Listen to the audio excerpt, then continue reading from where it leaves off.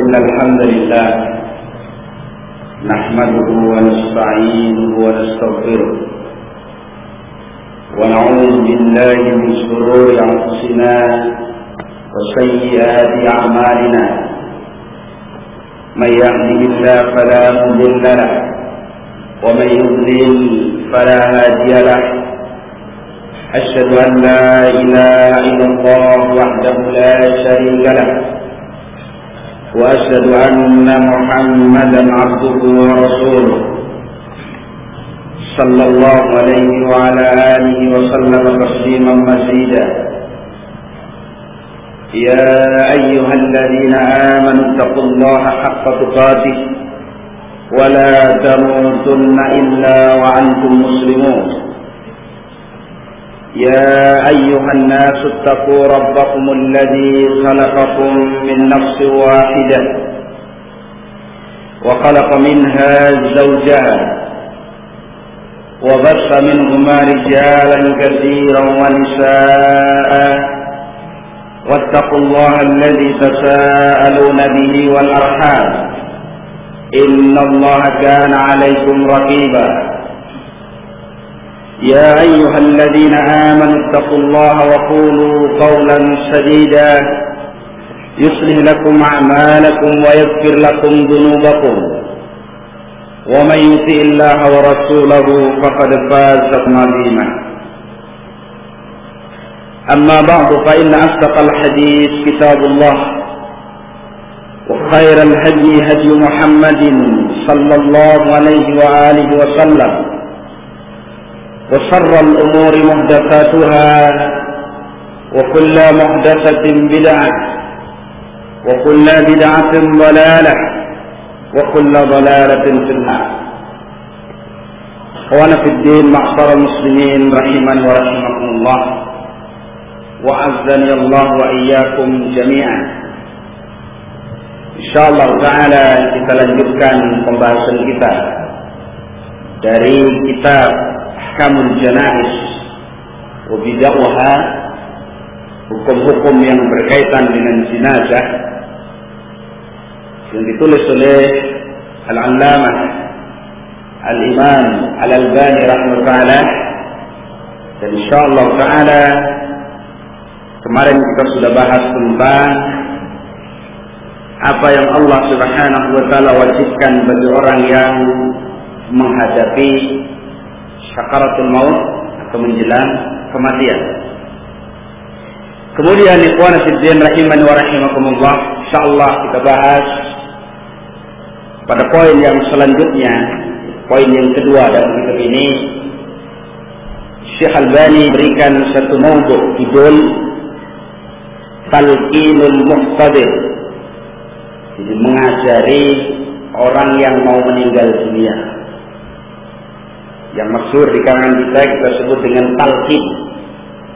Jadi mentalqin.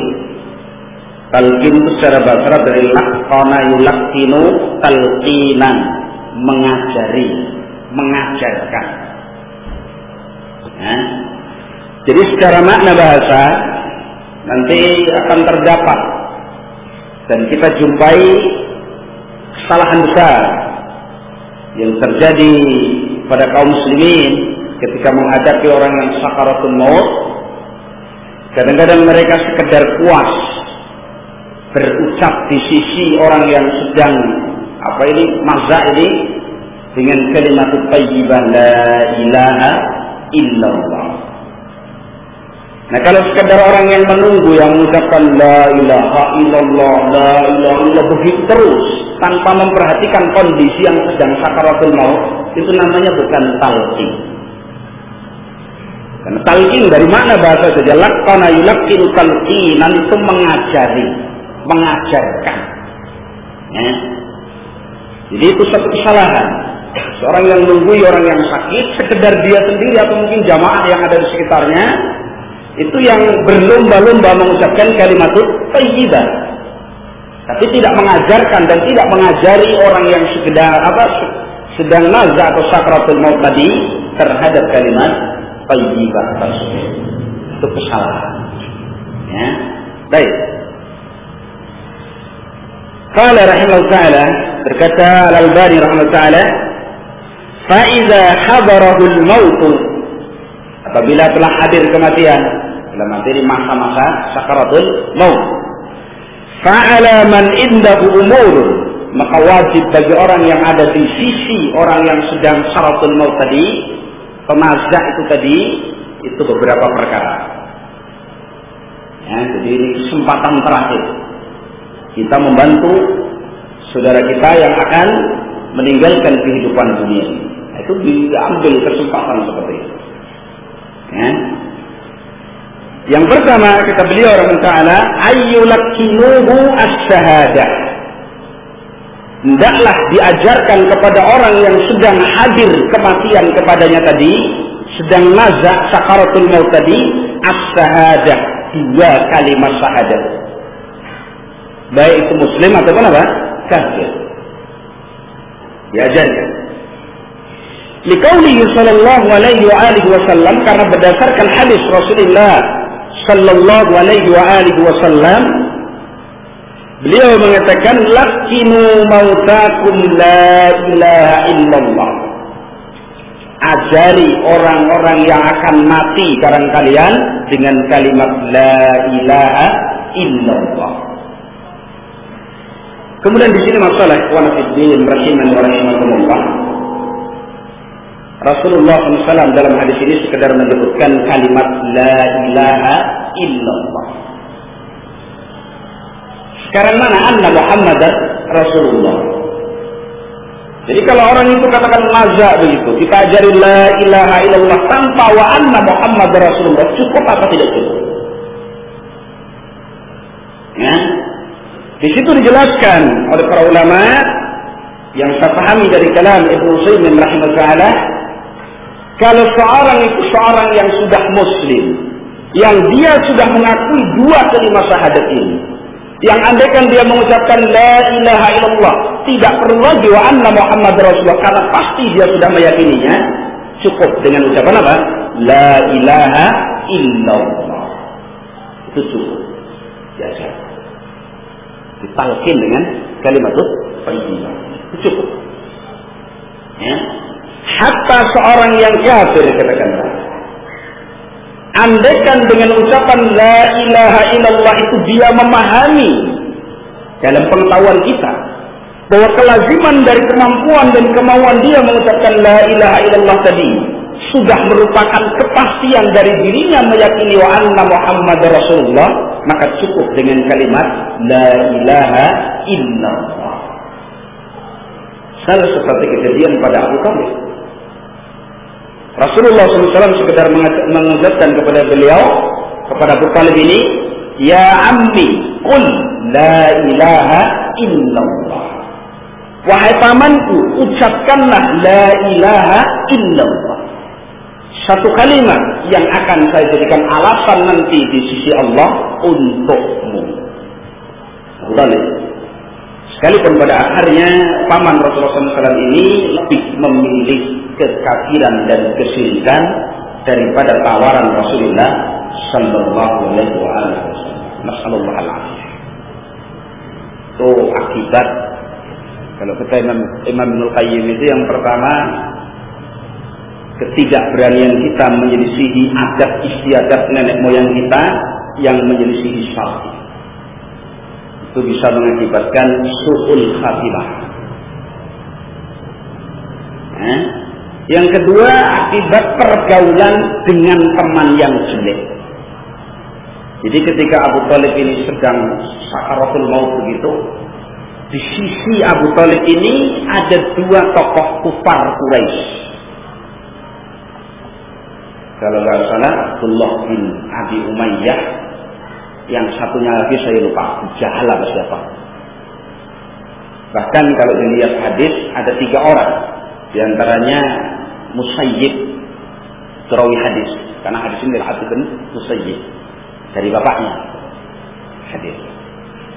Ketika Rasulullah SAW mengatakan kepada Abu Talib, wahai pamanku, ucapkan la ilaha illallah, satu kalimat yang aku akan membelamu di sisi Allah. Maka 2 tokoh Quraisy tadi juga mentalkin, tapi dengan talkin yang buruk. Wahai Abu Talib, apa kamu rela dan kamu mau menyelisihi agama nenek moyangmu. Sampai pada akhirnya dalam riwayat Imam Muslim, Abu Thalib mengatakan, laula tu'ayyirani Quraisyun, andaikan aku tidak khawatir dicerca oleh orang Quraisy, saya akan senangkan dirimu wahai keponakan. Dari situ Imam Ibnul Qayyim mengambil dalil bahaya beratnya melepaskan diri dari agama nenek moyang. Itu mengakibatkan apa? Diakhiri hidupnya dalam keadaan apa? Su'ul khatimah. Kita lihat bagaimana agama nenek moyang kita yang selalu menuntut kita supaya tidak berjalan di atas sunnah Rasulullah sallallahu alaihi wasallam. Yang kedua, dua teman itu terus, ya. Begitu Nabi mengatakan qul la ilaha illallah, sampai kedua teman tadi mengulang lagi, apa kamu benci dengan millahnya Abdul Muthalib? Sampai akhirnya Abu Thalib mengatakan, ana ala millati Abdul Muthalib. Wa abaitu an aqul la ilaha illallah. Saya tetap memilih di atas millah Abdul Muthalib dan aku enggan untuk mengucapkan la ilaha illallah. Turunlah ayat Allah Subhanahu wa taala kepada Rasulullah SAW, innaka la tahdi man ahbabta walakinna Allah yahdi man yasha. Sesungguhnya engkau wahai Nabi Allah tidak bisa memberi hidayah terhadap orang yang kau cintai sekalipun, tetapi Allah lah yang memberi hidayah kepada siapa yang Allah kehendaki. Itu akibat pergaulan yang buruk. Jadi Abdullah bin Abi Umayyah, juga Abu Jahal dan juga tokoh Quraisy yang berada di sisi Abu Thalib ini tadi tidak rela kalau temannya ini meninggalkan apa? Kesyirikannya.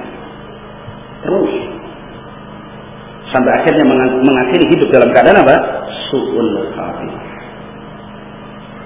Rasulullah SAW menggambarkan tentang pamannya ini dalam hadis yang diriwayatkan Muslim dalam sahihnya.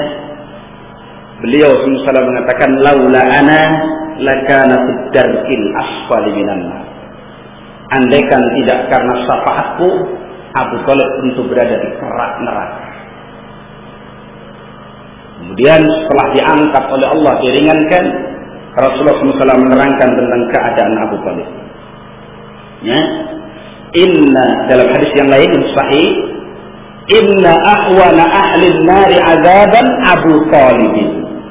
Sesungguhnya penduduk neraka yang paling ringan azabnya adalah Abu Thalib. Jadi Abu Thalib itu penghuni neraka yang selama-lamanya kekal, tapi yang paling ringan azabnya. Ya. Bagaimana ringannya azab ini? Yanta'ilu bina'laini minan nar yajli minhu nadibahu. Diletakkan di kakinya itu dua terompah dari neraka, mendidih dengan sebab keduanya adalah otaknya selama-lamanya. Faidah yang diberikan di sini sebagaimana kalam Syekhul Islam Taimiyah rahimahullah, yang maknanya bahwasanya beriman kepada Rasulullah SAW dan taat kepada Rasulullah SAW itu jauh lebih bermanfaat dan lebih besar daripada syafaat Rasulullah SAW. Karena kadang-kadang manusia atau kaum muslimin memburu syafaat Nabi tanpa memperhatikan bagaimana kondisi keimanan dia kepada Rasulullah SAW.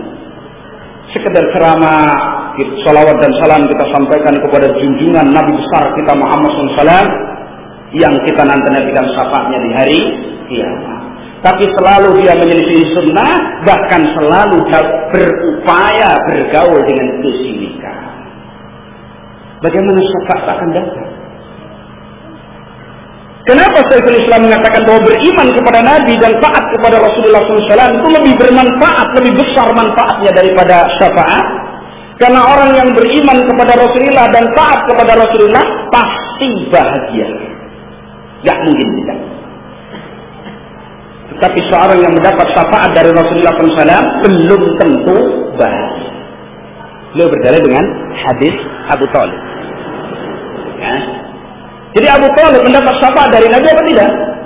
Mendapat. Tapi syafaat dari Rasul itu tak tidak membahagiakan dirinya. Sekalipun diringankan. Tapi yang paling ringan dengan terompah dari neraka, mendidih dengan itu kedua otaknya selama-lamanya, kekal di dalam. Tidak bahagia. Jadi seorang yang beriman kepada Rasulullah SAW, mentaati Rasulullah SAW, dijamin pasti dia bahagia. Itu yang lebih kita pentingkan. Nah, kembali kepada hadis. Qala Nabi SAW, lakinu mautakum la ilaha illallah. Ajari orang yang akan mati di antara kalian dengan kalimat la ilaha illallah. Diajari. Karena itu dulu sudah diterangkan namanya nazah. Itu ada dua fase. Fase yang pertama seorang yang menghadapi sakaratul maut tapi masih bisa merekam suara-suara di sampingnya. Itu masih perlu ditalqin. Fase yang kedua sebagaimana dikatakan oleh Rasulullah SAW, bahwasanya taubat seorang hamba itu akan diterima oleh Allah Subhanahu wa taala malam yughadhir, selagi tidak nyawa belum sampai di kerongkongan.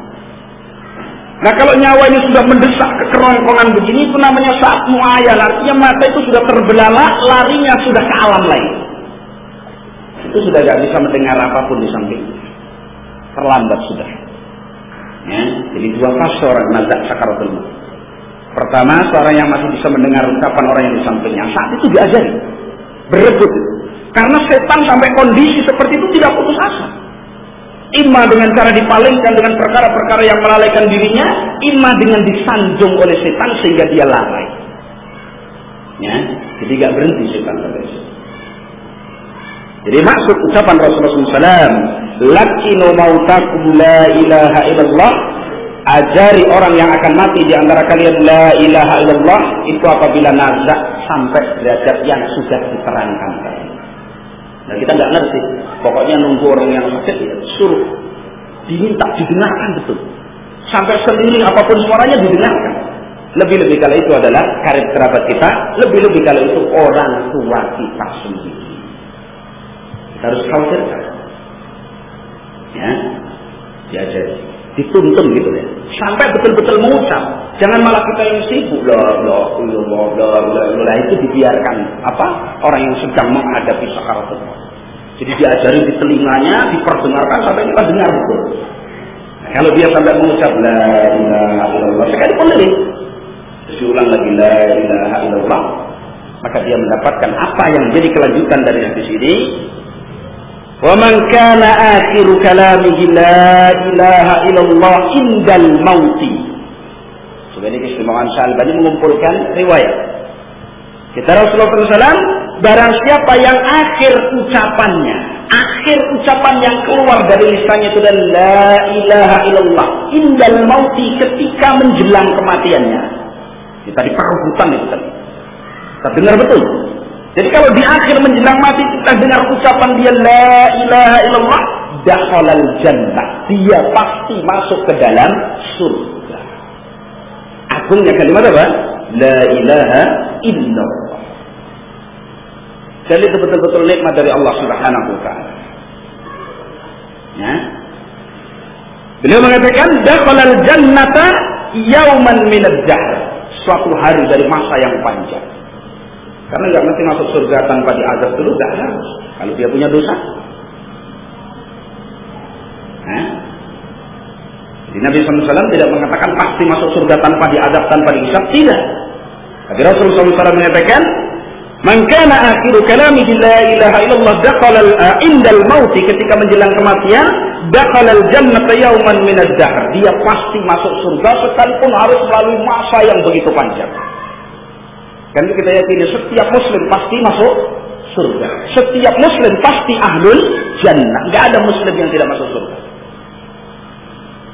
Kan sampai Allah berwasiat, wala tamutunna illa wa antum muslimun.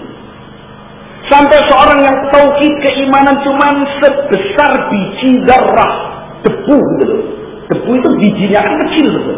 Allah akan masukkan dia dengan sebab itu tadi ke dalam surga.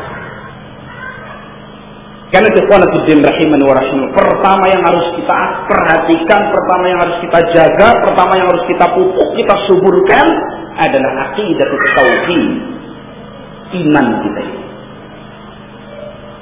Dan seorang muslim akan mendapatkan keamanan dari Allah dan petunjuk sesuai dengan keadaannya masing-masing. Allah Subhanahu wa taala menyatakan dalam ayat, "Alladzina amanu wa lam yalbisu imanahum bidzulmin ulaika lahumul amnu wa hum muhtadun. Orang-orang yang beriman dan tidak mencampurkan keimanannya dengan kezaliman, yaitu dengan kesyirikan, mereka akan mendapatkan keamanan dari Allah Subhanahu wa taala nanti di yaumul qiyamah wa hum muhtadun, sedang mereka mendapatkan apa? Petunjuk. Kata Syekhul Islam, semakin sempurna keimanannya, semakin sempurna aman dan petunjuk. Semakin kurang imannya, semakin kurang aman dan petunjuknya. Jadi tidak sama. Sekarang adakah ahli tauhid yang diadab oleh Allah Subhanahu wa taala? Kita katakan, kalau ahli tauhid itu betul-betul tauhidnya betul-betul bagus sempurna, tidak. Sebagaimana hadis yang diriwayatkan oleh Imam Tirmidzi dalam sunannya dan hadis ini sahih yang dinamakan hadis qudsi, Rasulullah menyatakan dari apa yang beliau riwayatkan dari Rabbnya, ya ibadi, lau ataitani biqrabil ardi khataya wala tusyrik bi syai'a ataituka biqrabihal maghfirah. Janji Allah bagi ahli tauhid. Atau kala Nabi sallallahu alaihi wasallam, Allah menyatakan, wahai hamba-hambaku, andaikan kalian datang kepadaku dengan sepenuh bumi ini dosa dan kesalahan, selagi kamu tidak mensekutukan aku dalam ibadah dengan seorang pun, saya akan datang kepadamu dengan sepenuh bumi pula ampunan. Rahmat Allah. Nanti sampai dalam pembahasan kitab Fathul Majid tentang masalah ini. Ya. Itu fadilah tauhid. Jadi tauhid itu kalau betul-betul lurus bisa menghapuskan dosa-dosa kita yang lain, sekalipun itu dosa besar. Ya. Karena seorang yang betul-betul mentauhidkan Allah, tidak mensekutukan Allah kecil ataupun besar, dia pasti masuk surga tanpa perlu diadab, tanpa perlu dihisab. Langsung. Fadilah ini at-tauhid. Jagalah. Saya wasiatkan untuk diri saya dan antum semua, at-tauhid, at-tauhid. Pegang tauhid, jangan sampai hilang. Ya. Dan kita harus berbahagia misalkan ada seorang yang katakanlah tadinya tidak tahu, sekalipun dia tua datang kemudian mau belajar, tauhidnya sudah kita luruskan, tidak usah bebani dengan beban yang begitu berat. Ad-dinul Islam, agama itu mudah, perlu yassiru wala tu'assir. Ajak manusia itu berpikir sesuai dengan kemampuannya masing-masing. Nah, dan itu perhatikan nasihat dan sekaligus suatu peringatan dari Nabi supaya kita hati-hati. Rasul menyatakan, man kana akhiru kalamihi la ilaha illallah indal maut dakhala al jannah yawman min ad-dahr. Kemudian beliau melanjutkan, wa in asabahu qabla dzalika ma asabah. Sekalipun harus menimpa kepadanya dari adab, dari apa yang menimpa kepadanya. Jadi seorang yang berdosa barangkali Allah tidak mengampuni, seperti dosa pembunuhan. Itu kalau dari penafsiran Ibnu Abbas, dosa membunuh itu tidak Allah ampuni. Sebagian ulama menafsirkan tidak diampuni itu berarti kekal, namanya dosanya nggak diampuni. Tapi yang benar insyaallah ta'ala, dosa membunuh itu tidak diampuni oleh Allah, artinya Allah secara dirinya mengampuni kezaliman hamba ini kepada dirinya sendiri berkaitan dengan Allah. Adapun membunuh itu tidak lepas dari kezaliman kepada saudaranya sama muslim. Maka dosa dia sesama Bani Adam ini tetap Allah akan tuntut sampai nanti yaumul qiyamah. Itu dosa membunuh. Ya, dan ada beberapa dosa lain yang bahkan itu bisa menghapuskan amal kebajikan dan akan diadab oleh Allah Subhanahu wa taala. Dibayar dosa-dosa besar seperti makan riba, itu diperhatikan.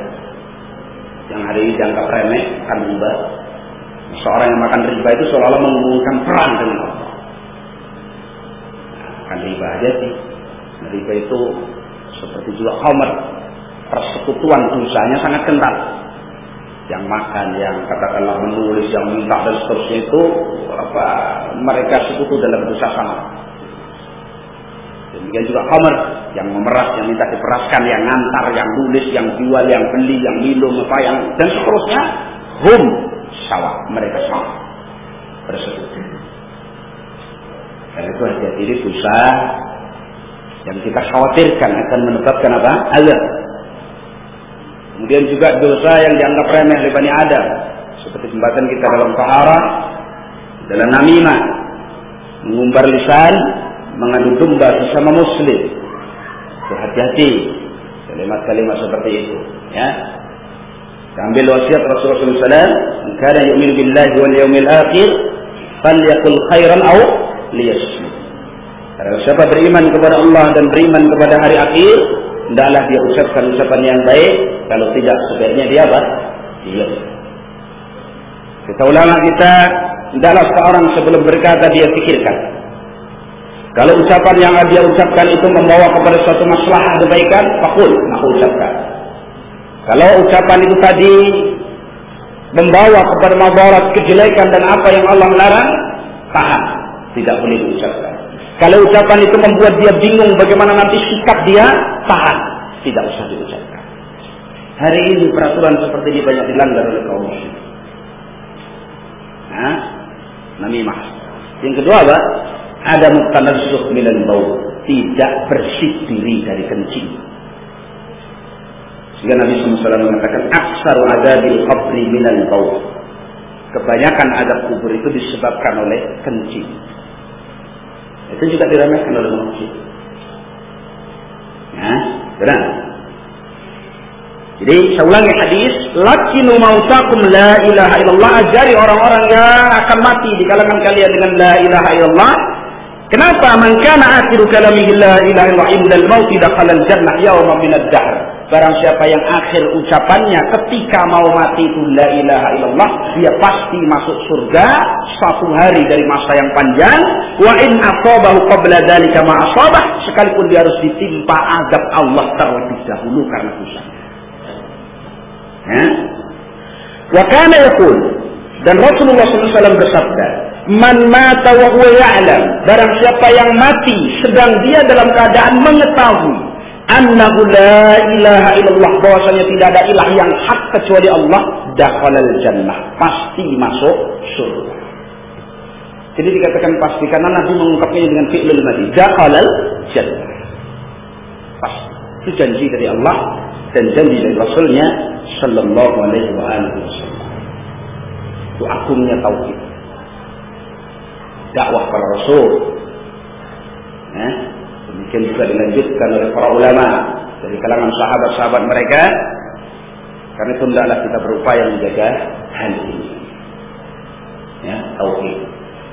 Sampai kemarin saya isyaratkan, tauhid itu merupakan wasiat setiap nabi kepada anak keturunannya. Ya. Allah Subhanahu wa taala menerangkan dalam Al-Qur'an surat Al-Baqarah ayat 132, 133, Allah menyatakan wa wassa biha Ibrahim banihi, dan mewasiatkan dengan kalimat la ilaha illallah, aqidatut tauhid, Ibrahim kepada anak keturunannya. Wasiat Ibrahim. Padahal keturunan Ibrahim itu siapa? Para nabi. Masih diwasiati dengan tauhid.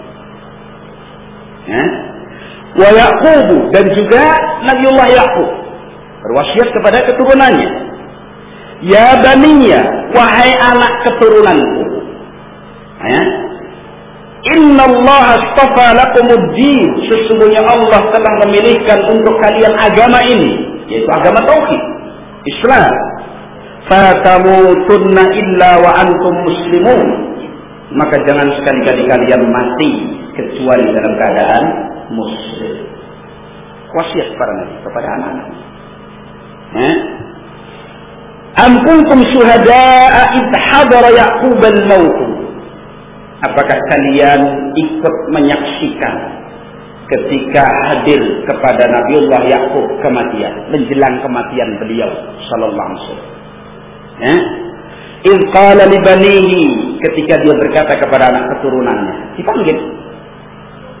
Jika mau meninggal dunia itu anak keturunan dipanggil. Setelah dekat dikatakan, ma ta'buduna min ba'di, apa yang kalian akan ibadahi setelahku nanti. Coba masalah perhatian para nabi. Padahal anak keturunan mereka masalah para nabi. Tapi masih seperti itu. Dikumpulkan ketika sakaratul maut, diwasiati, ditanya sampai betul-betul tumaknina. Bahkan ma ta'buduna min ba'di, apa yang kalian ibadai setelah aku tinggal mati nanti? Kalau mereka menjawab, na'budu ilahaka, kami akan mengibadai ilahmu, yaitu Yakub. Siapa itu? Allah Subhanahu wa ta'ala. Wa ilaha abaika Ibrahim, dan juga ilah dari nenek moyangmu, bapak-bapakmu Ibrahim, wa Ismail wa Ishaq, ilahan wahidah, ilah yang esa satu. Wa nahnu lahu muslimun, dan kami kepadanya beriman, muslim, berserah diri. Itu ahamiyatut tauhid, pentingnya tauhid, khususnya tauhidul uluhiyah, karena itu dijaga. Ya. Jadi orang mau teriak katakanlah dakwah kok tauhid syirik ya. Sementara orang mengomentari dakwah salafiyah kan seperti itu. Kapan kita ini akan sampai kepada daulah Islamiyah? Kapan kita ini akan menegakkan pemerintahan Islam? Kalau sekedar yang taat itu syirik, harus ditinggalkan, di sana diperingatkan keras syirik, itu bid'ah, ini harus sunnah dan seterusnya.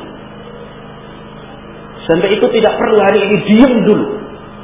Mereka saudara kita muslim, itu masalah khilafiyah kadang-kadang. Ayo kita berkumpul barisan dulu menghadapi orang kafir. Ayolah mau ketahuilah ya Allah. Kita kaum muslimin menghadapi orang kafir itu lebih enteng dari menghadapi orang-orang musyrikun yang berbaju muslim. Sulit.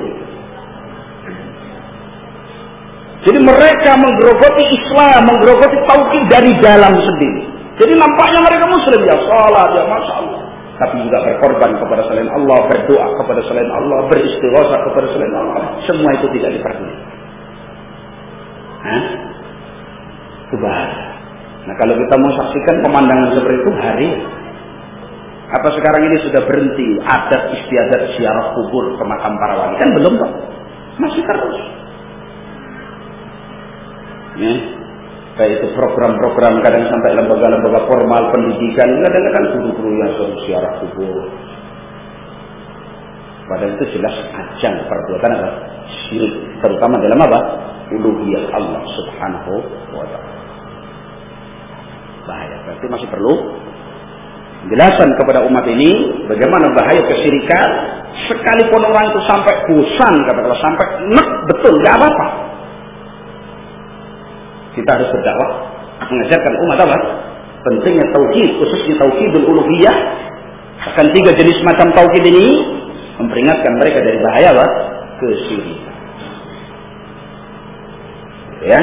Nah, dalam hadis yang lain Nabi SAW mengatakan, man mata, barang siapa yang mati, la yusriku billahi syai'an, dalam keadaan tidak mensekutukan Allah dengan sesuatu apapun, umum ini, dakhalal jannah, dia pasti surga.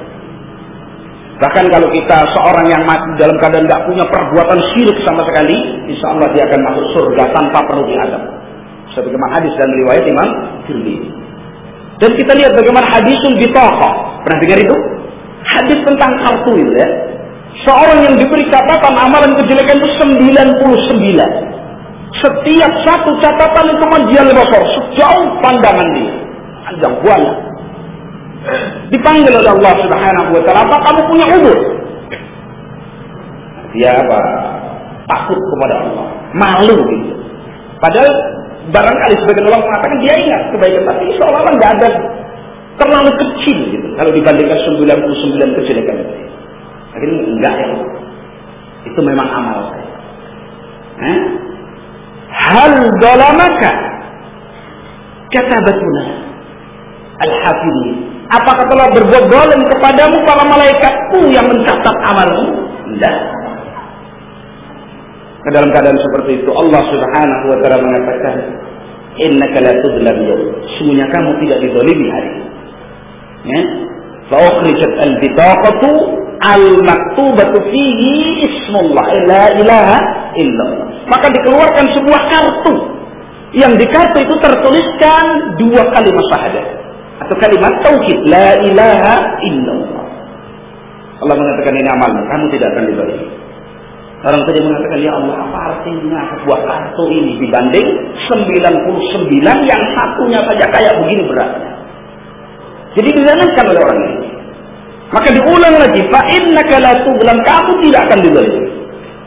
Maka diletakkan kartu tadi di satu daun timbangan, 99 di satu daun yang lain, maka naiklah 99 catatan kejelekan ini, warajahat al-bitaqatu, beratlah kartu tersebut. Dalam riwayat yang lain dijelaskan, maka orang ini Allah masukkan ke dalam surga tanpa mengalami adab. Padahal dosanya seperti itu.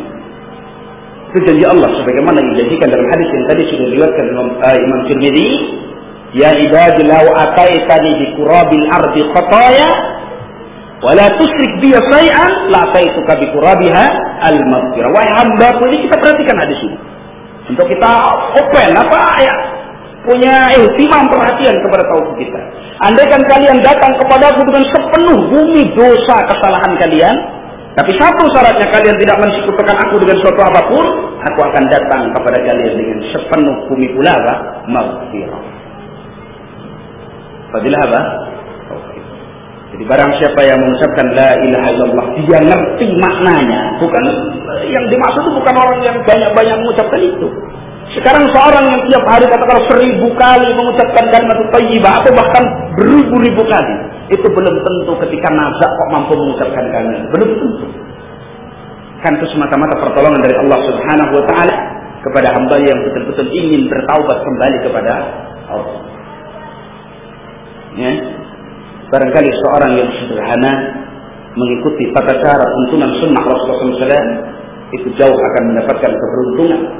Jauh akan lebih dapat mendapatkan keberuntungan daripada seorang yang biasa mengucapkan kalimat thayyibah tapi kehidupannya senantiasa menyelisihi syariat Allah Subhanahu wa taala. Jadi kita jangan membayangkan berarti tarekat sufiah yang sehari bisa mabuk dengan kalimat itu nanti yang pasti itu seluruh khatimah. Enggak harus. Bahkan kadang-kadang mereka itu cuma gua kan gitu. Udah halal. Tiap hari kerjaan.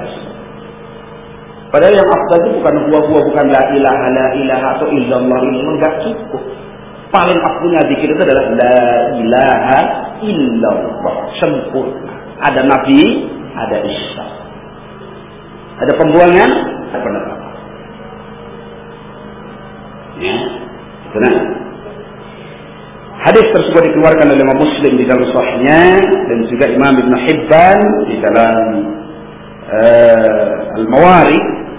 Jelaskan Imam Al-Albani hadis ini, hadis tersebut adalah hadis yang sahih.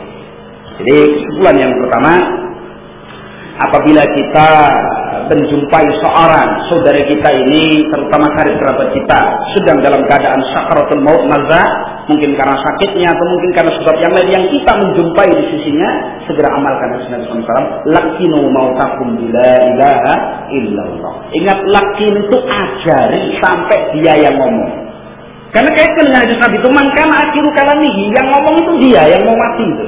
Lah kita barangkali nggak mati kok. Ya. Jadi diajari, didengar betul, dibimbing. Ya. Kalau nggak dengar didekatkan. Kenapa? Itu saat yang paling akhir kita bisa memberi manfaat kepada saudara kita. Ya. Kalau anak kepada orang tuanya itu barangkali birrul walidain yang paling bermanfaat. Dan jangan ditunda-tunda. Kalau sekarang orang tua masih sehat dan seterusnya, sampaikan nasihat pada orang tua. Ajak mereka kembali kepada tauhidullah, kembali kepada sunnah Nabi SAW sebelum datang ajal menjemputnya. Pada saat itu tidak ada yang bisa menolong kecuali siapa? Allah Subhanahu wa taala. Kita sebagai anak, perhatikan orang tua kita. Jangan dibiarkan. Hati-hati. Damping. Ya. Dilihat terus bagaimana kehidupannya. Jangan sampai ketika betul-betul pada posisi yang dia kritis seperti itu, kita tidak bisa berbuat apa-apa, malah bingung sendiri. Jangan. Ya yang lain barangkali bingung sih, enggak. Kita yang penting bagaimana bisa memegangi orang yang sedang sakaratul maut tadi menghadap Allah dalam keadaan membawa kalimat apa? La ilaha illallah. Nah, itu yang pertama. Itu kewajiban. Dan itu Al-Albani mengungkapkan kenapa? Fa'ala. Ala itu artinya wajib. Beliau mengatakan, fa iza hadaral maut, apabila hadir kepadanya kematian, fa'ala man indahu umur, wajib bagi orang yang di sisinya untuk melakukan beberapa perkara. Sampai misalkan orang tua kita katakanlah agamanya kafir, kufur, mungkin Nasrani atau mungkin Hindu atau mungkin Buddha atau yang lain, jangan putus asa. Sebagaimana Rasul masih berupaya untuk mengislamkan siapa? Pamannya. Islamkan. Sekalipun Allah menakdirkan, bahasanya Rasulullah kata Al-Imam Ibnu Qayyim, Rasulullah Muhammad SAW menghendaki Abu Thalib, tetapi Allah menghendaki Salman Al-Farisi. Jadi Salman Al-Farisi tidak masuk dalam perhitungan. Tapi Allah malah memilih Salman Al-Farisi. Rasul mempertimbangkan betul pamannya Abu Thalib, tapi Allah tidak memilih Abu Thalib ke pangkuan Islam, tapi Allah malah memberi hidayah Salman Al-Farisi yang dari merdeka jadi budak, yang akhirnya menjadi sahabat yang mulia dari sahabat-sahabat Rasulullah sallallahu alaihi wasallam. Wa nafiddin rahiman wa rahimakumullah. Yang pertama yang sudah kita sampaikan, kewajiban seorang yang berada di sisi seorang yang akan menghadapi kematian, salah satunya adalah ayyulakinuhu as-syahadah, ajari orang yang mau meninggal tadi dua kalimat syahadat atau la ilaha illallah. Apabila seorang itu sudah kita pahami dengan ikrarnya la ilaha illallah, berarti dia telah mengikrarkan wa anna Muhammadar Rasulullah. Seperti itu maksudnya. Tapi kalau seorang sekedar mengucapkan la ilaha illallah tapi tidak mau mengikrarkan wa anna Muhammadar Rasulullah karena keengganannya, tidak ada manfaat syahadat tersebut, dia masih dihukumi kufur sebagaimana asalnya, kafir di luar Islam. Jadi dua syahadat itu nggak bisa disahkan.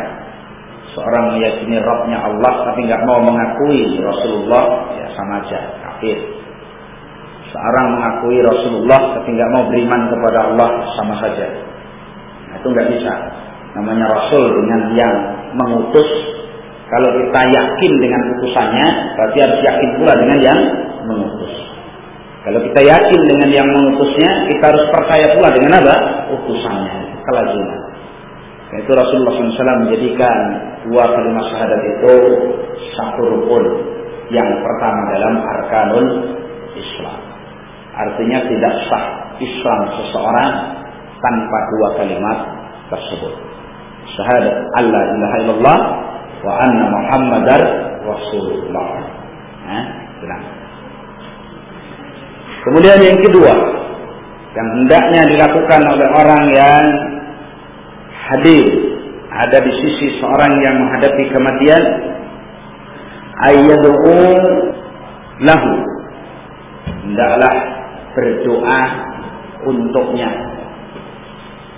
Jadi kalau dalam bahasa Arab itu ada yad'u lahu, ada yad'u alaihi. Bedakan ya, huruf jer li dengan huruf jer ala. Jadi kalau da'a li itu berdoa kebaikan. Tapi kalau da'a ala mendoakan jelek. Saya bedakan ya. Jadi kita ini dilarang an-nadwa ala sultan. Itu seperti akidah Ahlussunnah wal Jamaah. Enggak boleh mendoakan jelek kepada penguasa. Itu ayyadwa ala. Enggak boleh sekali itu akan berbuat Jumat. Pembuahan mati misalkan dan seterusnya. Itu bukan akidah Ahlussunnah wal Jamaah. Tapi akidah Ahlussunnah wal Jamaah itu ayyad'u lahu lis-sultan, mendoakan kebaikan bagi pemimpin. Kalau pemimpin kita ini dibikin oleh Allah baik, kita juga yang menikmati kebaikan. Ya. Jadi kalau pemimpin itu baik, rakyatnya jelek, ya nggak lama pemimpin itu, nggak dirasakan pula. Sebenarnya intinya kepada kita masyarakatnya. Kalau masyarakat itu adil baik, nggak mungkin Allah menguasakan pemimpin yang zalim, nggak mungkin. Ya. Tapi kalau masyarakat itu buruk, mungkin Allah memberikan pemimpin yang baik. Tapi itulah bentuk kezaliman masyarakat kepada pemimpinnya. Seperti pada masa Ali.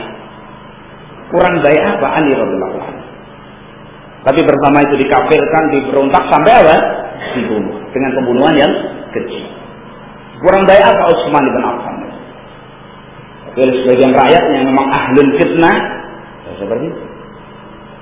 Dan itu akidah Sunnah wal Jamaah, di antaranya adalah memuliakan sultan dan mentaatinya, tapi dalam perkara-perkara yang merupakan ketaatan kepada Allah dan Rasul. Tidak boleh berontak kepada penguasa, tidak boleh mencabut ketaatan selagi penguasa itu muslim, dan memberikan kebebasan bagi warga muslim untuk melaksanakan kewajiban agamanya. Itu ya.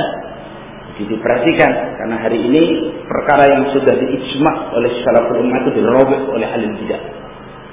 Ya, dengan syubhat itu kalau pemimpinnya katakanlah betul-betul melaksanakan hukum Islam lalu bersalah dalam satu posisi, yaitu tidak boleh memberontak. Tapi kalau sudah hukumnya bukan hukum Islam, berarti kafir. Nah, mengkafirkan orang itu nggak bisa sembarangan seperti itu.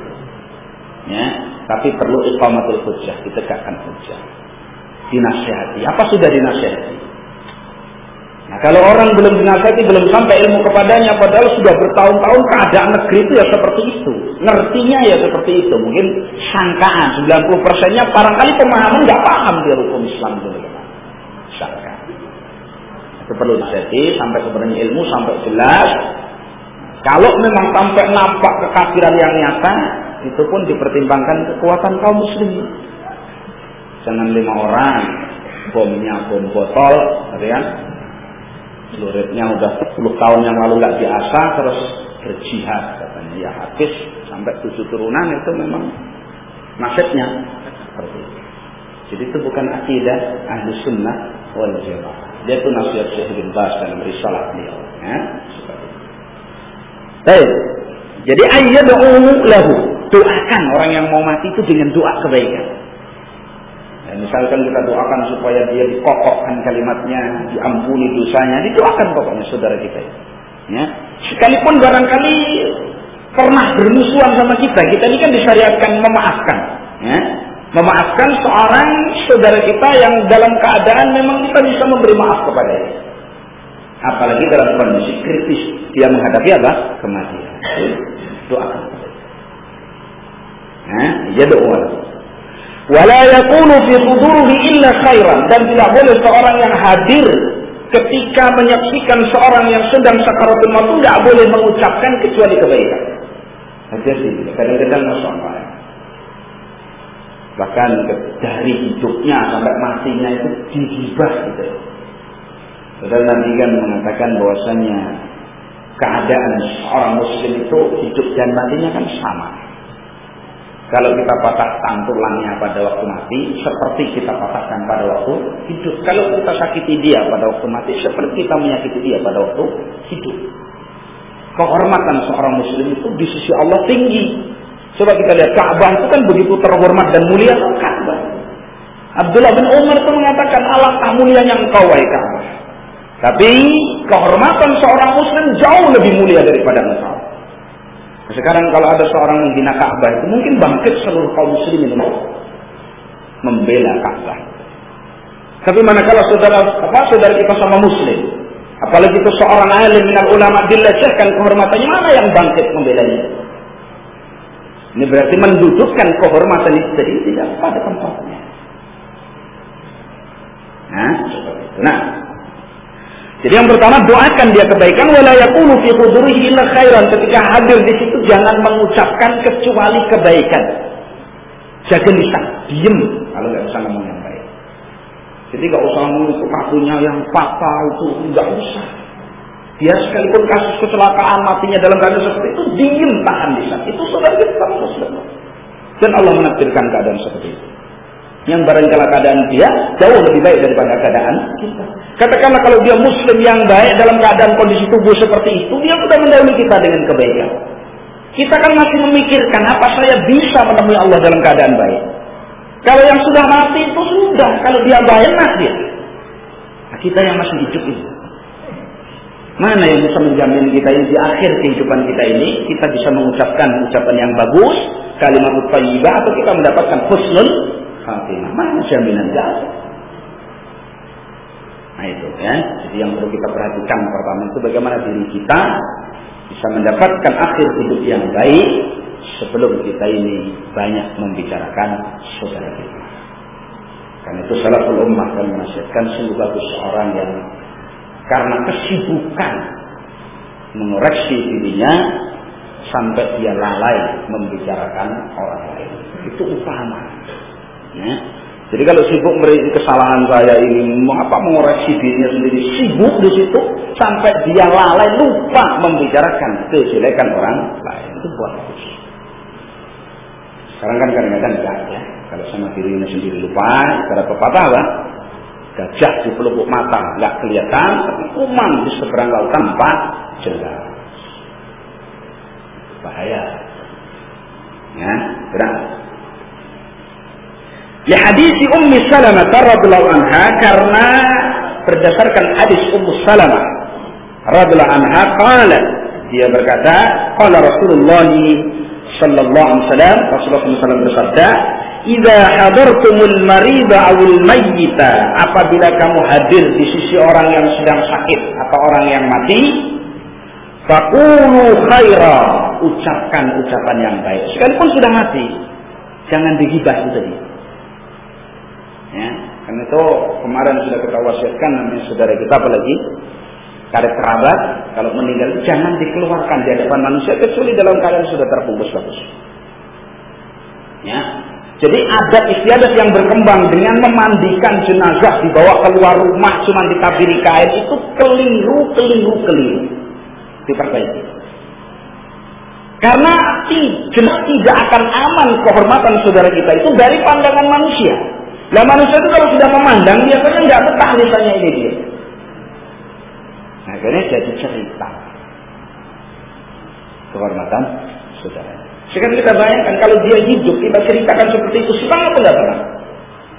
Nah kalau nggak senang, kemudian kita tetap bersikeras menceritakan seperti itu, menghibah saudara kita yang sudah menghadap Allah, yang barangkali keadaan dia jauh lebih baik daripada keadaan diri kita. Nah itu ya. Jadi nanti diperhatikan yang berkembang di masyarakat, yaitu jenazah dikeluarkan, kadang-kadang sudah meninggal dibiarkan di situ sampai menunggu yang memandikan, padahal yang memandikan itu juga tidak benar-benar memahami sunnah, akhirnya diarak keluar, ditonton sekian banyak orang. Itu adalah haula wala quwwata. Nah kalau itu bapak kita, kalau itu apalagi istri kita, apalagi anak dan seterusnya. Kalau kita ridho, kita sendiri kalau diperlakukan seperti itu tidak ridho, bagaimana kita perlakukan orang lain seperti itu? Nah, itu dirubah. Dan itu dengan belajar ini tadi, hamul janaiz ini kita praktek ke dalam keluarga kita. Yang paling berhak dengan orang tua kita itu kita pertahankan supaya diurus dan dilaksanakan pelaksanaan jenazah itu betul-betul di atas sunnah Rasulullah sallallahu alaihi wasallam. Perjuangan sunnah. Nah, bergerak. Kata Rasulullah SAW, "Idza hadartumul marida wal mayyit faqulu khaira." Kalau kamu menghadiri orang yang sakit atau mati, ucapkan yang baik. Fa innal malaikata, karena sesungguhnya para malaikat yu'minuna ala ma taqulun, mengaminkan. Jadi jadikan itu doa yang diaminkan oleh para malaikat terhadap ucapan-ucapan kalian. Itu harus kita imani. Kabar yang gaib berasal dari Rasulullah sallallahu alaihi wasallam. Jadi ketika saudara kita meninggal, para malaikat hadir. Kita ucapkan apa? Mereka yang mengaminkan sebagai doa. Nah, kalau kita ucapkan sendiri, la haula wala quwwata illa billah. Ya, berat. Hadis dikeluarkan oleh Imam Muslim dan Imam Bukhari dan selain keduanya, dan hadis itu sahih. Sesuai wasiat Rasulullah SAW, "Idza hadartumul marida aw mayyita," kalau kalian hadir pada orang yang sedang sakit ataupun orang yang sudah meninggal dunia, faqulu khaira, ucapkan ucapan yang baik. Ya. Fa innal malaikata yu'minuna ala ma taqulun, karena para malaikat itu mengaminkan apa yang kalian ucapkan. Illahnya, sebabnya. Jadi sebab Rasulullah SAW memerintah kita berucap yang baik karena para malaikat mengaminkannya. Khawatir kalau itu dikabulkan oleh Allah Subhanahu wa taala, sedang yang diaminkan adalah perkara-perkara yang tidak baik. Ya, Nah, kewajiban. Kemudian yang selanjutnya Syekh Al-Albani rahimahullah taala, wa laysa talqinu dzikra syahada bi hadratil mayyit wa tasmi'aha iyyahu. Sebagaimana tadi saya jelaskan. Bukanlah yang dimaksud dengan talqin, mentalkin orang yang mati itu menyebutkan dua kalimat syahadat di sisi orang yang mati dan memperdengarkannya kepadanya. Bukan itu talqin. Jadi bukan kita yang membaca gitu loh, terus diperdengarkan sama dia kita la ilaha illallah, la ilaha illallah, terus dia sudah katakanlah menghadapi sakaratul maut. Bukan. Itu bukan talqin. Ya. Bal huwa amarahu bi ayyaquluha khilafan lima yadunnul ba'd. Bahkan yang dimaksud dengan talqin itu perintah kita kepada orang yang sedang sakaratul maut tadi untuk mengucapkan kalimat la ilaha illallah. Berbeda dengan apa yang biasa dilakukan oleh sebagian manusia. Jadi diajari ya. Sampai betul-betul apa? Mengucapkan kalimat tersebut, mengucapkan. Itu yang dimaksud dengan apa? Talqin. Kemudian yang selanjutnya kata saya, wa amma qira'atu surat Yasin iddahu. Ketika nazah ini, adapun dibacakannya surat Yasin, biasanya kan Yasinan itu orang mau mati Yasin kan. Di sisi orang yang mau mati ini tadi, wa tawjihuhu nahwal kiblat, atau seorang yang sudah sakit mau mati tadi dihadapkan ke kiblat, falam yakif fihi hadis, tidak ada satupun hadis yang sahih tentang masalah itu. Bahkan ikhwan fillah rahimani wa rahimakumullah, hadis-hadis yang kadang-kadang banyak disampaikan oleh para dai mengenai fadilah surat Yasin, itu mayoritas ulama menghukumi itu adalah hadis-hadis yang dhaif. Ya, fadilah baca surat Yasin ketika malam Jumat, fadilah baca surat Yasin ketika kematian, itu umumnya adalah hadis-hadis yang dhaif. Dan itu diperhatikan. Ya. Diulangi kata Syekh, wa amma qira'atu surat Yasin indah, adapun membacakan kepadanya surat Yasin di sisi orang yang sakaratul maut atau sudah mati, wa tawjihuhu nahwal kiblat, orang yang sakit dihadapkan ke kiblat, kalau di ranjangnya digeser dihadapkan ke kiblat, falam yasih fihi hadisun, tidak ada satupun hadis yang sahih tentang itu. Jadi tidak ada. Karena kalau ada tentu sudah diatur oleh sunnah Rasulullah SAW. Sekarang baca surat Yasin ibadah bukan ibadah? Ibadah. Kita nggak bisa mengatakan Yasinan tradisi, nggak bisa. Ya. Karena jelas-jelas nas dari Nabi SAW bahwa baca Quran itu adalah ibadah. Bahkan Allah Subhanahu Wa Taala memberi setiap hurufnya itu pahala. Satu kebaikan dilipatkan 10 dilipatkan 100 kali lipat. Satu huruf. Sampai Nabi mengatakan, wala aqulu alif lam mim harfan. Saya tidak mengatakan alif lam mim itu satu huruf, dan alif harfan, wal lam harfan, wa mim harfan. Alif lam itu sudah 3. Dari situ dikatakan oleh para ulama dengan kesepakatan mereka bahwa qiraatul Quran itu adalah ibadah dah. Jadi baca itu sendiri ibadah. Adapun membaca hadis itu bukan ibadah dengan bacaannya. Tapi membaca karena barangkali mensiarkan sunnah Rasulullah SAW. Adapun baca Quran kita katakan qul huwallahu ahad, Allah itu ibadah. Sedang kita sudah sepakat bahwasanya ibadah itu tidak boleh dikerjakan kecuali dengan 2 syarat. Yang pertama apa? Ikhlas semata-mata untuk Allah. Yang kedua apa? Tuntunan sunnah Rasulullah Sallallahu Alaihi Wasallam. Jadi dari sini kita ketahui kebiasaan yasinan, ya. Berapa hari itu? Yang pertama sampai mau mati itu ya, yasinkan. Di hari kalau pertama sampai ke-7 itu biasanya hafalan Quran ya, undang Fari. Kalau di Jawa Timur seperti itu, diambil dari para hufaz menghafal Quran terus ngaji sehari hafal berapa kali sampai 7 hari 7 malam. Nanti habis itu baru mungkin berapa 40 hari ya, 40 hari, 100 hari, 1000 hari terus. Nah, kirimkan kepadanya pahala-pahala dari baca Quran tadi, termasuk khususnya dalam surat Yasin. Ini semua adalah perkara bid'ah yang munkar. Dan gak boleh seorang membela itu dengan mengatakan ini sekedar tradisi. Perlu kita pahami, ikhwan fillah rahiman wa rahimakumullah.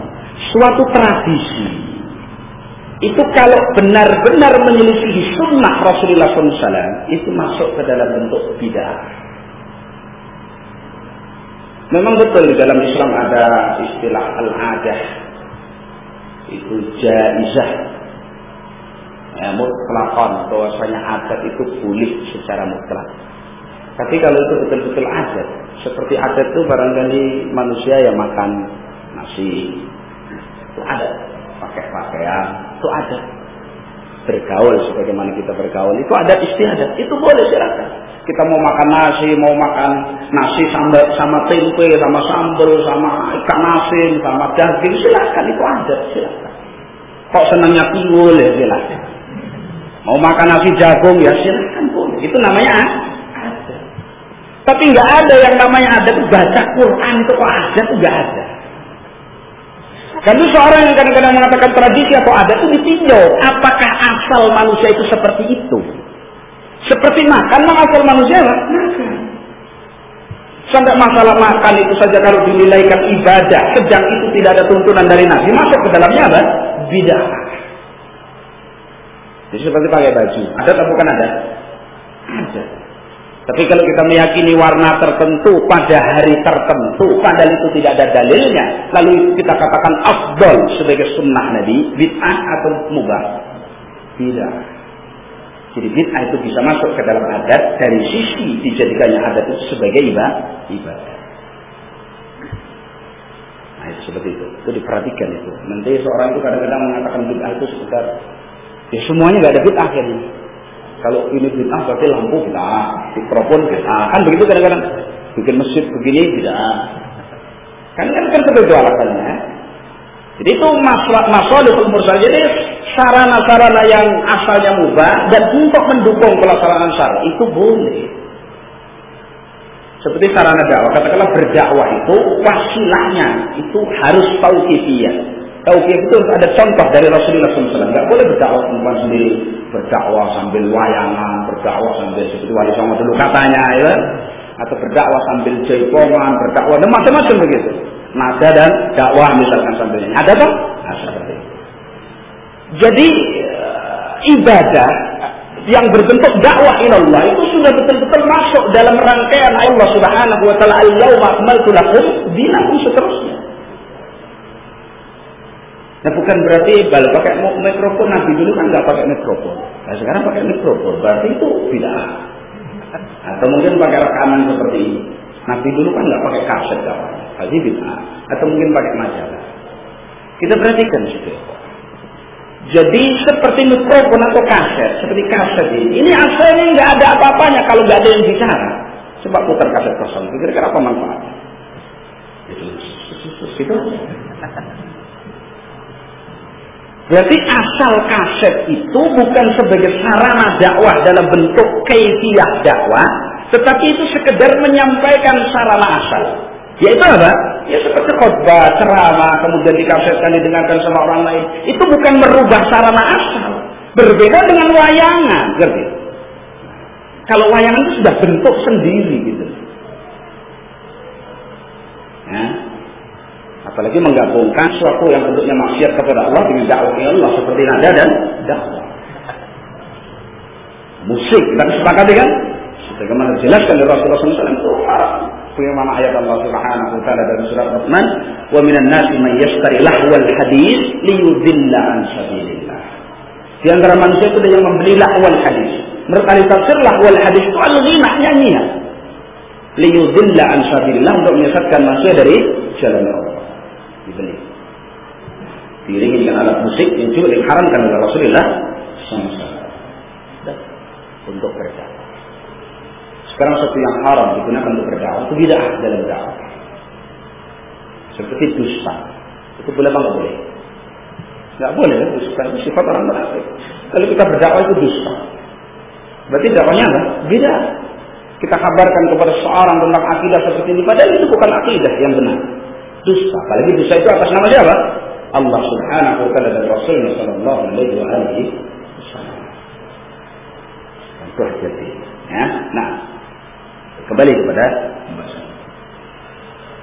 Jadi membaca surat Yasin ketika kita menunggu orang yang sedang sakaratul maut, atau ketika orang mati atau dikirimkan pahala surat Yasin, dalil-dalil pada masalah itu adalah hadis-hadis yang dhaif. Tak boleh diamalkan. Ya. Kalau toh sahih katakanlah, seperti ada ulama yang berpendapat misalkan boleh kita baca Quran pahalanya dikirimkan kepada yang mati, ada sebagian ulama yang bolehkan. Yang hari ini atau kemarin lah katakan. Kemarin itu ya bukan hari Rabu, bukan artinya kemarin-kemarin gitu ya. Sempat agak hangat dikit di sekitar kita ini. Justru di sekitar itu. Berita yang mengatakan bahwa Syekhul Islam itu membolehkan yasinan. Itu dalam kitab beliau. Di sini perlu kita pahami, memang Syekhul Islam berpendapat dua pendapat. Jadi pendapat yang pertama, beliau mengatakan boleh seorang itu membaca Quran, lalu dikirimkan pahalanya kepada orang yang meninggal dunia dan insya Allah sampai. Itu satu pendapat Syekhul Islam. Dan itu yang digotong oleh orang-orang itu tadi, yang dikatakan termasuk untuk menghantam dakwah salafiyah. Tetapi alhamdulillah tidak begitu keras. Nasabkan kepada Syekhul Islam. Dan itu sempat ditanyakan berapa kali kepada anak. Sampai saya katakan sekarang andaikan Syekhul Islam yasinan, itu bukan dalil. Karena dalil itu Al-Quran dan Sunnah atau ijma'nya para ulama, para sahabat. Syekhul Islam adalah salah satu ulama yang mungkin salah, mungkin benar. Jadi kenapa kita mengambil suatu yang salah tanpa mempertanyakan dasarnya? Nah, ketika Syekhul Islam Ibnu Taimiyah rahimahullah taala, dia adalah seorang alim ulama yang tidak ada yang seperti beliau dari ulama ini. Ya. Kemudian ketika kita mengambil kalimat beliau, kenapa kok kita tidak cari apa dasar beliau mengatakan seperti itu? Lalu kemudian menafikan pendapat beliau yang satunya bahwa tidak akan sampai pahala itu kalau bukan dari amal si mayit itu sendiri. Nah, itu sempat. Memang ada seperti itu di dalam kitab Syekhul Islam yang juga dinukil oleh Imam Al-Albani dalam kitab beliau. Ya. Sekarang kembali kepada yang saya katakan tadi. Kalau toh dalil-dalil tentang fadilah surat Yasin itu benar katakanlah, ya, atau ulama ada yang berpendapat seperti Syekhul Islam itu tadi katakanlah boleh membaca surat Yasin atau ayat yang lain dikirim pahalanya kepada yang mati. Tapi apakah prakteknya Yasinan malam Jumat? Itu loh yang jadi masalah. Sekarang mana sejarah Imam Syafi'i tiap malam Jumat Yasinan habis itu pulang bawa berkat? Mana? Jadi ulama yang membolehkan itu juga jangan diambil kalimat bolehnya, tapi praktek mereka itu bagaimana? Lah kalau mereka yang masya Allah ya ilmunya dan demikian imannya lalu membaca Quran dengan yang bagus, diharapkan itu sampai kepada yang orang yang disampaikan pahalanya, mungkin. Sekalipun pendapat itu adalah pendapat yang keliru. Nah, maka lihat amalan yang mengatakan boleh Yasin. Ya, enggak belajar baca Quran, belajar Yasin, Yasinnya pakai huruf Indonesia, gitu aja. Tapi yang dinanti adalah akibat akhir dari Yasin. Tahu maksudnya? Nah, seperti efek samping itu maksudnya. Ah ya, kebutuhan jasmani. Kan itu saja. Jadi alangkah jauhnya orang yang mereka pegangi ucapannya dengan keadaan dirinya. Banyak orang yang menasabkan dirinya bermadzhab Syafi'i tapi tanpa perlu atau tidak pernah melihat bagaimana Imam Syafi'i yang sebenarnya. Kan pernah kita sampaikan bahwa menurut Imam Syafi'i amin bagi makmum itu nggak boleh dikeraskan. Nah, mereka Syafi'iyun apa amalannya? Keras, bahkan main-main kan. Amin. Kadang-kadang begitu. Apa itu berhak mengatakan kami Syafi'iyun? Gitu. Seperti zikir ba'da salat wajib menurut mazhab Syafi'i yang qaulul jadid itu enggak boleh dikeraskan. Mengeraskan zikir ba'da salat maktubah itu bid'ah mungkarah. Itu pendapat Imam Syafi'i karena enggak ada dalil satupun dari Rasulullah SAW yang mengeraskan. Dan asal zikir dalam mazhab Syafi'i itu apa? Asyir, dilirikan. Illa bidalil kecuali dengan dalil. Beliau beri contoh apa? Takbir hari raya. Kenapa dikeraskan? Karena ada contohnya dari Nabi SAW. Sekarang tidak ada salah, mana contohnya dari Nabi? Beliau kan begitu. Sekalipun di sana ada nas dari Rasulullah SAW dalam hadis riwayat dalam Bukhari dan Muslim dari sahabat yang mulia Ibnu Abbas radhiyallahu anhu bahwa kebiasaan Nabi kalau habis zikir, kalau zikir ba'da salat itu dijaharkan, dikeraskan suara. Itu pendapat Imam Ahmad bin Hanbal. Tapi tidak dikomando.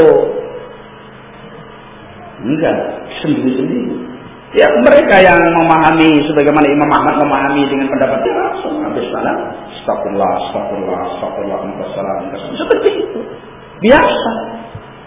Ketika ditanya apa ini nggak bikin bising yang lain, saya ingin mengatakan kalau kita ini berzikir dengan sendiri-sendiri nggak akan terbising. Sebagaimana kalau misalkan berapa orang berkumpul di masjid masing-masing baca Quran, nggak ada yang terganggu satu dengan yang lain. Kan seperti itu. Coba kita zikir sudah stop, yang ini stop, nggak terganggu itu urusan dia, itu urusan saya. Nah itu ya. Jadi masalah zikir pada sholat bagi yang menjaharkan dengan cara yang sunnah ada dalilnya. Bahkan itu termasuk kebiasaan Rasulullah SAW. Ada Imam Syafi'i mentakwil hadis itu, bahwasanya hadis itu hanya sekedar Rasul mengajari para sahabatnya. Setelah selesai mereka paham, kembali kepada asal zikir apa? Sirriyah. Ditinggikan. Bagaimana dengan Syafi'i? Nah, seperti itu. Jadi kadang-kadang menasabkan kepada seorang imam sekedar seolah-olah itu mendapat durian untuk, padahal itu sendiri belum tentu kebenaran. Seperti yang kasus Sayyidina Islam belikan yasinan. Nah orang yang memahami, bisa bilang boleh yasinan malam Jumat. Mungkin belum tiap malam Jumat yasinan. Nah, akhirnya seperti itu gambaran. Ya. Jadi kita ini kalau ke sana bicara dalil itu dalil. Jadi ulama itu bukan dalil, bukan melecehkan dalil, itu memang hak ya. Jadi seperti fatwa dan seterusnya itu asalnya bukan dalil binafsi, dalil itu Al-Quran, Sunnah, Ijma. Harus seterusnya kalau memang terharuskan, ibarat orang kepepet mau makan bangkai ada kias. Itu kalau terpepet betul. Kata Imam Syafi'i mengambil kias itu seperti seorang yang kelaparan, tidak ada makanan kecuali apa? Bangkai. Kalau masih ada makanan dalam arti maksud Al-Quran dan Sunnah, sekalipun itu barangkali isyaratnya agak sedikit umum begitu, pakai itu, jangan dahulukan kias. Kalau kita ini gampang-gampang mengkias, akhirnya meninggalkan dalil, itu pasti ujungnya kemana? Bid'ah di dalam din. Ya, benar. Jadi membaca surat Yasin dan menghadapkan ke kiblat itu bukan termasuk sunnah. Jadi orang meninggal dalam keadaan tidak menghadap kiblat nggak ada masalah. Yang penting nanti buburnya. Ya, orang nggak pernah sholat sama sekali, sujud sekali sama Allah, nggak apa gunanya ketika mau mati dihadapkan kiblat, apa gunanya? Orang ketika syahadat dia enggan menghadap ke kiblat. Bahkan itu dibenci oleh sebagian sahabat Rasulullah SAW atau dibenci oleh para tabi'i, sebagaimana dibenci oleh Sa'id bin Musayyib rahimahullah. Ya. Bahkan beliau mengingkari ketika beliau ini sakit, Sa'id bin Musayyib ini dihadapkan oleh sebagian sahabatnya ke arah kiblat.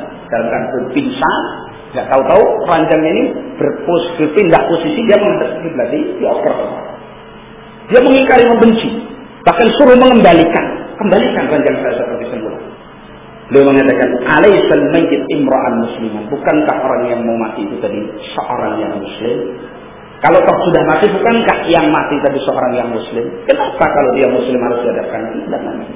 Sedang dia sudah setiap saat menghadap ke kiblat. Itu ketika belum dikubur loh ya. Nah kalau dikubur ada aturannya sendiri. Jadi ketika sakit, masih di rumah, dirawat, sudah sakratul maut, nggak usah bingung menghadap kiblat. Tuntun kalimat la ilaha illallah, itu lebih penting. Ya, kemudian yang selanjutnya, kewajiban seorang yang hadir di sisi orang yang mau meninggal dunia. Wala ba'sa fi ayyahdural muslima, enggak mengapa, berarti boleh dilakukan, boleh tidak. Ya, la ba's. Tidak berdosa gitu. Wala ba'sa fi ayyahdural muslimu wafatal kafir. Enggak mengapa seorang muslim menghadiri seorang yang kafir ketika mau sakaratul maut. Enggak apa-apa. Bahkan bagus dalam rangka apa? Dakwah ilallah.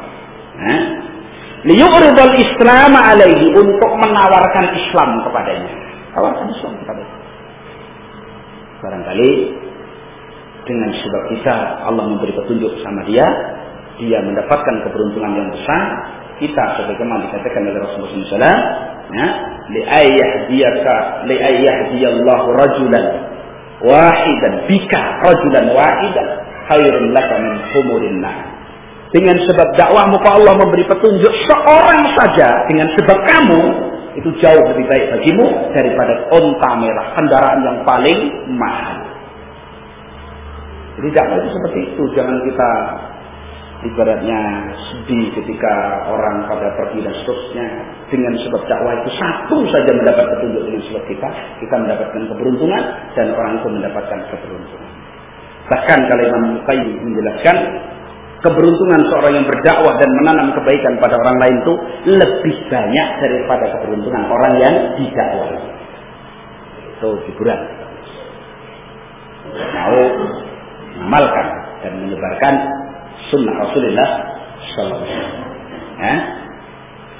Wala ba'sa fi an yaqdura al-muslim wafat al-kafir liyu'dir al-islam alaihi wa ja'an raja'an ay yaslam atau yuslim. Diharapkan dia itu mau masuk Islam. Diharapkan. Apalagi orang tua kita sendiri, mertua, ya, siapa? Kalau kita lihat orang tua kita ini kok Pak Jawan, Janet apa? Bahasa sana itu ngepel, ngerti ngepel. Bolotnya ya itu, boleh ya. Nah, itu sayang kalau selagi masih itu terus dakwah. Orang didakwai marah, yang penting kita nggak marah. Orang tua marah sama anak wajar, tapi kalau anak marah sama orang tua kurang aja. Kan gitu toh? Jadi dakwah kok kita dimarahi sama orang tua, kita sabar. Namanya orang belum paham, belum dapat hidayah, marah, sengkel ya menolak. Terus jangan putus asa. Nanti kalau kita berhenti, orang tua kita malah mendapatkan bala yang besar. Akhirnya kita nggak bisa berkumpul dengan orang tua kita, kan kerugian. Nah, Ibrahim kan seperti itu toh. Ibrahim alaihissalam ketika di akhirat, ya, dia sedih. Sedang Allah berjanji tidak akan membuat sedih Ibrahim kan di hari dibangkitkannya manusia. Dalam hadis Muslim, Ibrahim melihat ayahnya ini keluar dari gumulan asap api neraka. Azab ayahnya. Ya. Maka Ibrahim berkata kepadanya, ya Abi, wahai bapakku, bukankah aku sudah sampaikan kepadamu, jangan engkau memaksiati aku. Artinya aku sudah dakwai kamu, jangan kamu mengikuti yang lain, ikuti dakwah. Apa kata bapaknya? Al-an ya Ibrahim la uksika. Sekarang Ibrahim saya tidak memaksiati. Di mana itu? Di akhirat, di yaumul kiamat. Maka Ibrahim langsung mengatakan kepada Allah, ya Allah, Engkau berjanji tidak akan membuat aku ini sedih di yauma yub'atsun, hari dibangkitkannya manusia. Mana lagi kesedihan seorang anak melihat orang tuanya berada di dalam azab. Coba itu Ibrahim. Nah kita kan juga seperti itu. Mana yang lebih sedih seorang anak melihat orang tuanya berada dalam azab atau kematian dalam keadaan yang tidak Islam. Maka Ibrahim menagih, katakanlah meminta janji Allah itu. Maka Allah Subhanahu wa taala mengatakan, tetapi ya Ibrahim, aku sudah naskan. Maknanya seperti itu. Bahwasanya ada suara begitu yang itu tidak bisa lain kecuali dari Allah SWT sampai kepada Ibrahim bahwa sudah dinaskan bahwasanya aku haramkan surga bagi orang yang mensekutukan aku dan neraka tempat bagi orang yang mensekutukan. Maka ketika Ibrahim melihat bapaknya itu terlempar masuk ke jurang yang penuh dengan api dan gumpalan asap. Itu Ibrahim nggak bisa membantu bapaknya sendiri. Ketika dulu di dunia diajak mentauhidkan Allah, bapaknya malah mengusir Ibrahim. Wahjurni mali, tinggalkan aku dalam waktu yang cukup lama. Yang kita ambil faedah dalam malam hari ini, maksudnya qaul Ibrahim. Ya Allah, mana lagi kesedihan kecuali dari seorang anak yang melihat orang tuanya di dalam azab Allah. Mumpung masih hidup, kan begitu. Pertama memang diri kita sendiri. Jangan kita ini mengkhawatirkan orang lain, tapi tidak pernah mengkhawatirkan diri kita sendiri. Ya, kita contoh pula Ibrahim. Apa Ibrahim? Wajnubni wa baniya an na'budal asnam. Jauhkan aku, dirinya dulu, baru anak keturunanku dari beribadah kepada patung. Itu Ibrahim. Kan itu kalau kita mendoakan orang lain, diri kita sendiri itu adab yang bagus. Misalkan rahimani wa rahimakumullah. Ya. Yahdini wa iyyakum.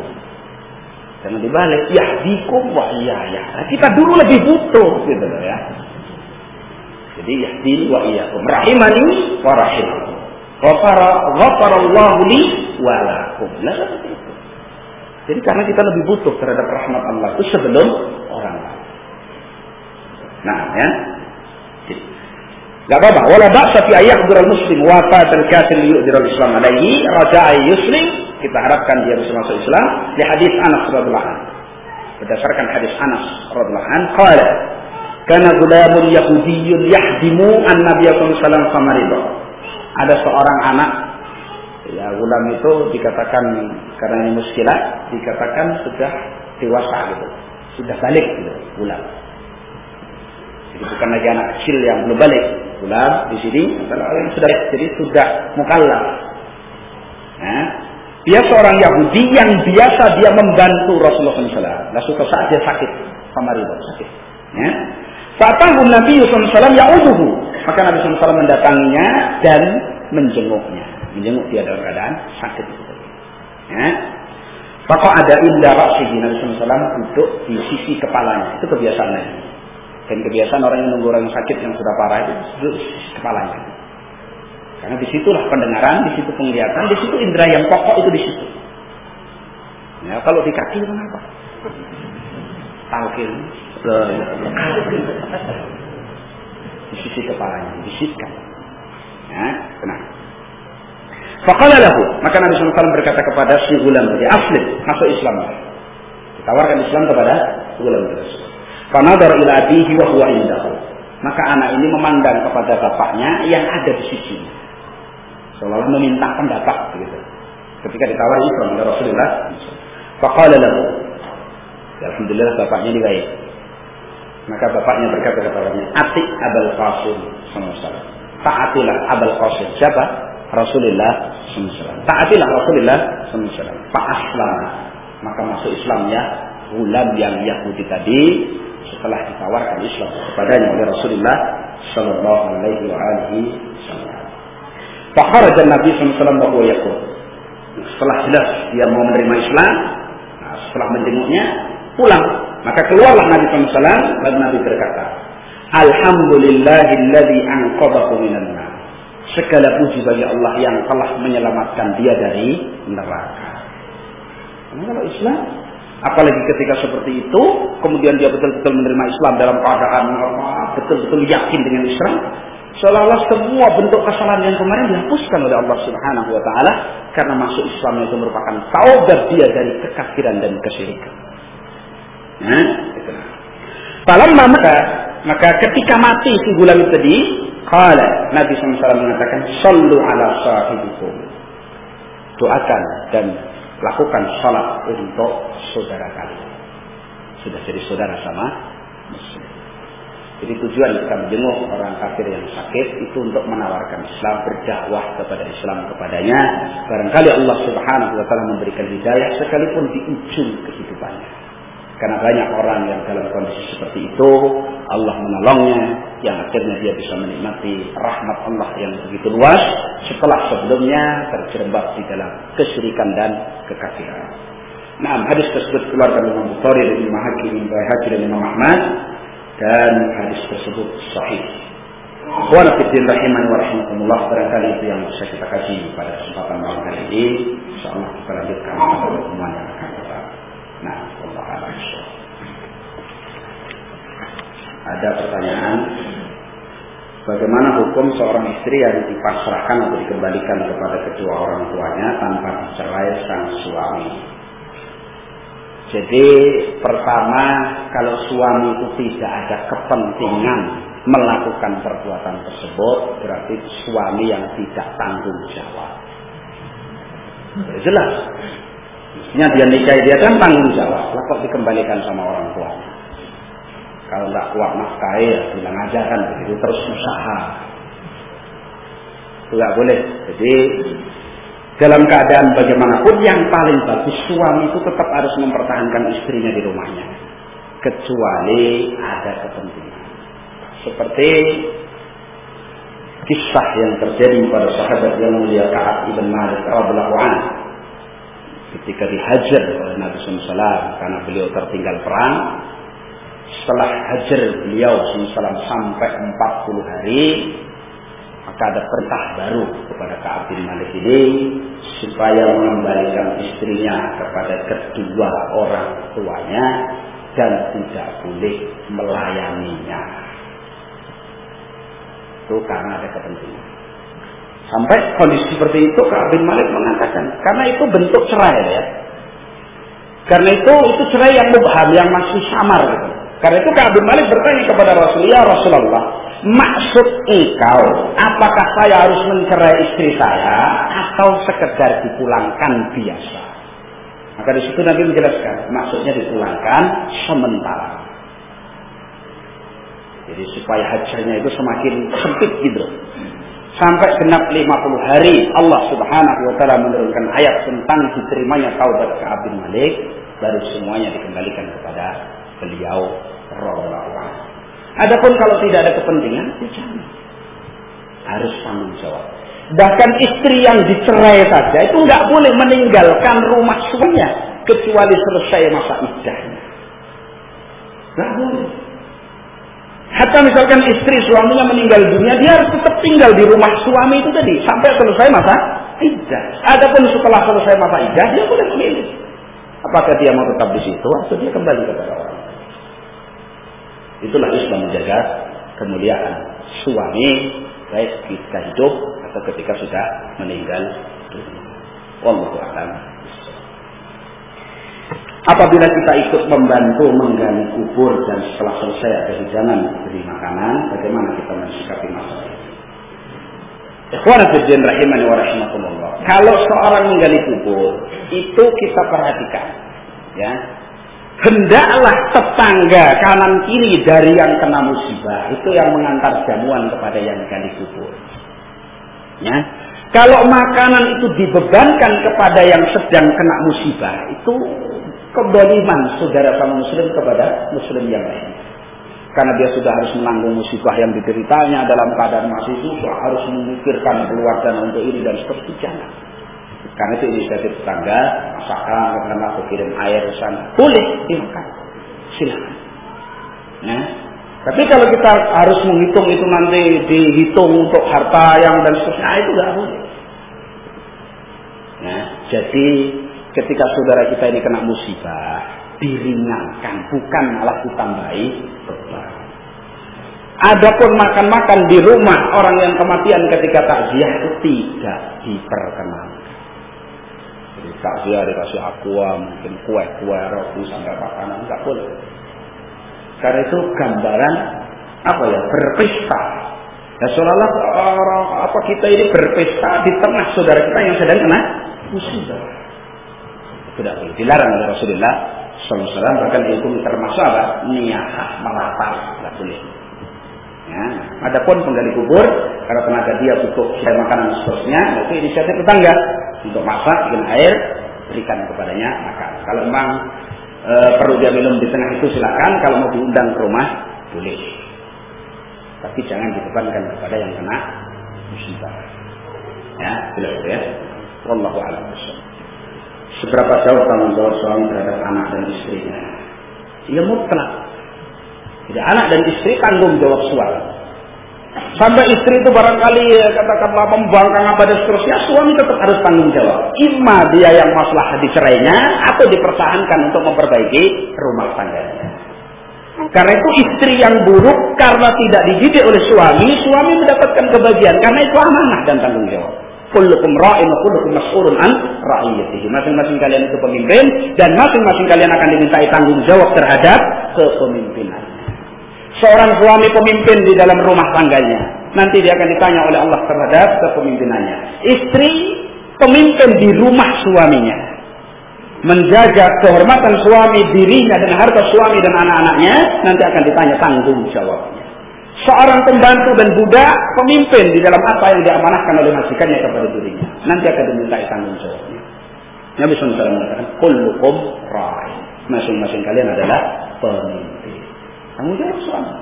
Jadi melihat istrinya dalam mudah dinasihati, doa sampai kepada tahapan apakah dicerai apa tidak dicerai, itu kembali kepada maslahah dan mafsadahnya. Jadi jangan sampai suami kok terkalahkan oleh istrinya. Kebalik. Dan itu banyak terjadi. Karena kadang-kadang mungkin posisi istri lebih berpegang memiliki bekal hidup yang lebih daripada suaminya. Akhirnya suami statusnya seperti istri, istrinya jadi suami.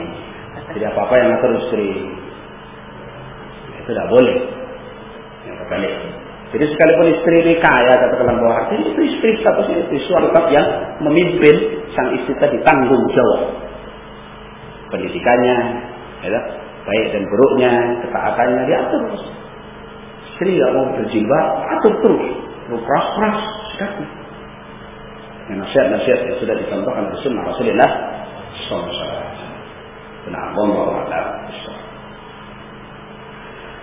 Apakah perkara-perkara yang dapat membatalkan tauhid kita? Adapun tauhid secara khusus, tauhidul uluhiyah, pembatalnya sebenarnya cuma satu saja, yaitu perbuatan syirik di dalam beribadah kepada Allah Subhanahu wa taala. Adapun pembatal-pembatal Islam itu banyak sekali, cuma di sana dikumpulkan oleh para ulama, di antaranya Syekh Muhammad At-Tamimi menjadi 10 pembatal Islam yang sudah dikenal nawaqidul Islam itu merupakan pokok-pokok pembatal keislaman. Cabangnya begitu banyak. Nah, itu perlu daras pelajaran khusus karena membutuhkan waktu yang tidak sehari 2 hari tentang nawaqidul Islam. Nah, wallahu a'lam. Insyaallah sampai di sini dulu. Wallahu a'lam bishawab. Wa akhiru da'wana alhamdulillahirabbil alamin. Assalamualaikum warahmatullahi wabarakatuh.